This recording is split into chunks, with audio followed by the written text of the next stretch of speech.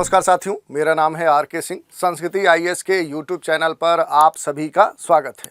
बात करें तो आज एक न्यूज़ सुर्खियों में बनी हुई है। न्यूज़ क्या है? तो न्यूज़ है कि अब शेख हसीना को लेकर भिड़ चुके हैं भारत और यूएई यानी संयुक्त अरब अमीरात। तो आज के एपिसोड में हम जानने समझने का प्रयास करेंगे कि आखिर क्या मामला है जिसके कारण से ये कहा जा रहा है कि शेख हसीना के मुद्दे पर अब भारत और यूएई आमने सामने हो चुके हैं। तो इस मामले को हम जानने समझने का प्रयास करेंगे और इससे जुड़े हुए जो भी महत्वपूर्ण पहलू होंगे उन पर भी हम प्रकाश डालेंगे। अब थोड़ा सा देख लें आखिर चर्चा क्या हो रही है। तो भारत का दोस्त कहलाने वाला जो यूएई है, संयुक्त अरब अमीरात है, इसने जिस तरह से इस समय वर्तमान में बांग्लादेश में जो यूनुस सरकार है उसकी बात मान ली है, उससे क्या है कि शेख हसीना की जो टेंशन है वो बढ़ने वाली है। और अब ये भी प्रश्न उठने लगा है और कहा भी जाने लगा है कि क्या भारत पर भी शेख हसीना को वापस भेजने का दबाव बढ़ जाएगा।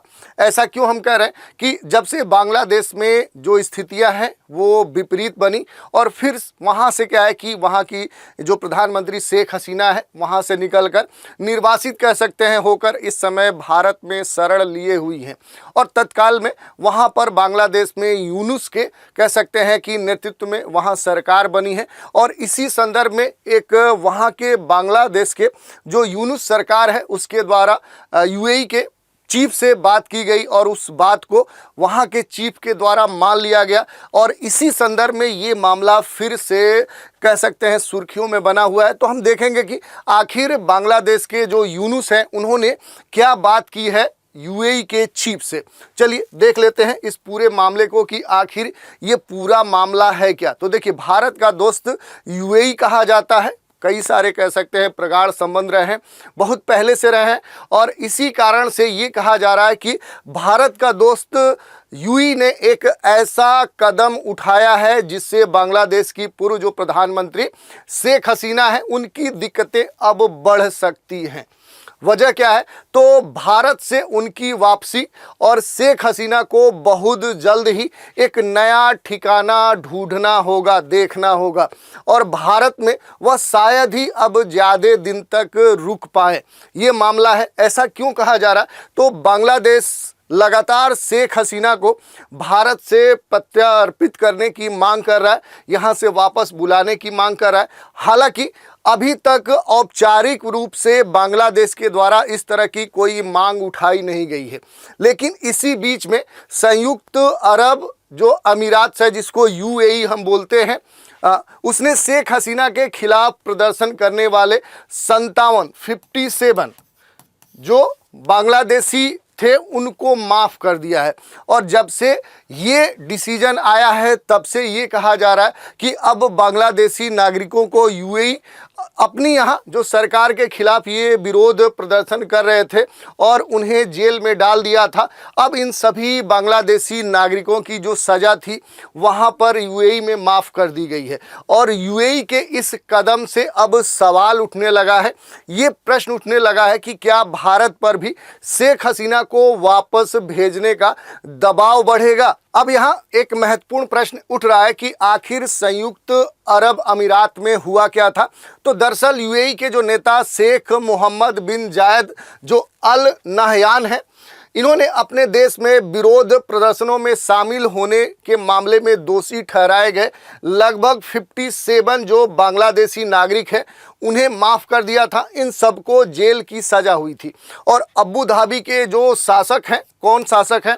तो शेख मोहम्मद बिन अल नहयान, इन्होंने यह निर्णय पिछले सप्ताह बांग्लादेश के अंतरिम जो प्रधानमंत्री मोहम्मद यूनुस हैं उनके साथ टेलीफोन पर हुई बातचीत के बाद लिया। तो ये निर्णय इसलिए महत्वपूर्ण हो जाता है कि अब जो शेख हसीना है इनके पक्ष में यूएई नहीं है बल्कि बांग्लादेश का जो अंतरिम प्रशासन है उसके पक्ष में है, क्योंकि इस समय यूनुस जो हैं उनके नेतृत्व में वहाँ सरकार चल रही है और इसी कारण से इस तरह के जो प्रश्न हैं वो उठ रहे हैं। और शेख हसीना कि कैसे बढ़ेगी टेंशन, ये भी एक बड़ा मुद्दा हो जा रहा है कि आखिर क्यों कहा जा रहा है कि अब जो शेख हसीना है इनकी दिक्कतें बढ़ सकती हैं। तो देखिए, शेख हसीना का किसी और देश में शरण ले पाना अब आसान नहीं है। इसकी वजह क्या है कि यूनुस सरकार ने उनका जो डिप्लोमेटिक वीज़ा है उसे रद्द कर दिया है। और पहले खबर थी कि जो शेख हसीना है ये यूएई जा सकती हैं,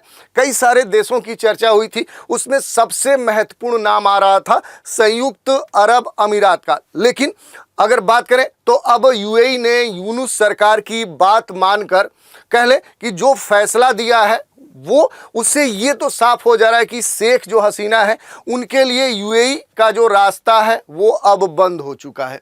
सूत्रों की माने तो शेख हसीना के मुद्दे पर भारत ने यूएई से बात की थी और अब तक इस मामले में कोई कामयाबी भारत को नहीं मिली है। और यूएई ने जिस तरह से यूनुस सरकार की बात मान ली है उससे तो ये पूरी तरह से स्पष्ट हो जा रहा है कि अब यूएई जो है वो शेख हसीना को अपने यहाँ शरण नहीं देगा। अब इसमें एक महत्वपूर्ण प्रश्न ये भी उठता है कि आखिर जो बांग्लादेश है वो क्या करेगा। तो देखिए, जो शेख हसीना है उनको भारत ज़्यादा दिनों तक अब रख नहीं पाएगा और अगर ऐसा होता है तो बांग्लादेश के साथ क्या है कि रिश्तों को लेकर कई सारे मुद्दे उठ सकते हैं। यदि भारत शेख हसीना को जबरन कहे कि अपने यहाँ शरण देता है तो भारत, चूँकि भारत का पड़ोसी देश है बांग्लादेश, तो दोनों के बीच में जो रिश्ते हैं वो खराब हो सकते हैं। शेख हसीना की वापसी को लेकर बांग्लादेश ने अब तक कोई आधिकारिक बयान नहीं जारी किया गया। ये एक स्पष्ट बात है कि अभी तक कोई भी बांग्लादेश के द्वारा इस तरह का डिप्लोमेटिक स्टेटमेंट जारी नहीं किया गया है। लेकिन बांग्लादेश की सरकार उस तैयारी में ये कहा जा रहा है कि जोर शोर से लगी हुई है। और अंतरिम सरकार के विदेश मंत्री मोहम्मद तौहीद हुसैन की माने तो अगर कोर्ट उन्हें कहती है कि शेख हसीना को किसी भी तरह बांग्लादेश वापस लाया जाए तो ज़रूर वह इसके लिए कोशिश करेंगे और उन्हें वापस लेकर आएंगे। इस बारे में भारत सरकार के साथ बांग्लादेश का एग्रीमेंट भी है। ये ज़्यादा दिक्कत वाला विषय है क्योंकि प्रत्यार्पण को लेकर क्या है कि भारत और उसके पड़ोसी बांग्लादेश के बीच में पहले से एग्रीमेंट है। तो इस एग्रीमेंट के तहत ये कहा जा रहा है कि अगर बांग्लादेश के द्वारा ये डिमांड उठी तो भारत को शेख हसीना को वापस भेजना पड़ेगा।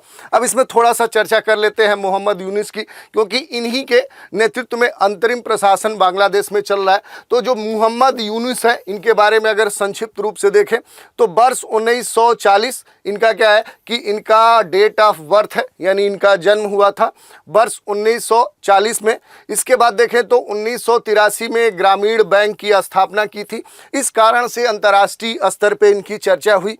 वर्ष 2006 में यूनुस को नोबेल शांति पुरस्कार मिला, खास तौर पे इस ग्रामीण बैंक की स्थापना और इसके कार्यों को लेकर। इसके साथ ही वर्ष 2007 में राजनीतिक पार्टी नागरिक शक्ति का भी निर्माण इन्होंने यानी यूनुस ने किया था। इस कारण से ये लगातार चर्चा में बने रहते हैं। अब इस पूरे मुद्दे को समझने के साथ हमें एक चीज़ और भी समझना होगा कि चूंकि चर्चा हो रही है यूएई की यानी संयुक्त अरब अमीरात की, तो हमें ये जानना होगा कि आखिर जो ये देश है जिसकी हम चर्चा कर रहे हैं, आखिर इसकी भौगोलिक अवस्थिति कहाँ पर है, ये विश्व में कहाँ पर है। तो देखिए, इसको समझने के लिए हम थोड़ा सा मानचित्र का सहारा लेते हैं। तो देखिए, ये यूएई है, यहीं आपको देखने को मिलेगा यूएई। इसको थोड़ा सा और अगर लार्ज मैप पे देखेंगे तो आपके सामने क्या है कि ये यूएई का मैप है, यानी यूनाइटेड अरब जो एमिरेट्स है ये यूएई है। अगर बात करें कि संयुक्त अरब अमीरात का, तो ये क्या है, मूल रूप से जो संयुक्त अरब अमीरात है जिसको हम संक्षिप्त रूप से यूएई कह रहे हैं, ये अरब प्रायद्वीप के पूरब में अवस्थित एक कह सकते हैं कि एक कंट्री है, एक देश है। और यहाँ पर अगर देखेंगे कि आखिर इसकी जो अंतर्राष्ट्रीय सीमाएँ जो इंटरनेशनल बॉर्डर्स हैं वो किन देशों से लगते हैं। तो देखिए, यहाँ पर दो महत्वपूर्ण आपको देश देखने को मिलेंगे।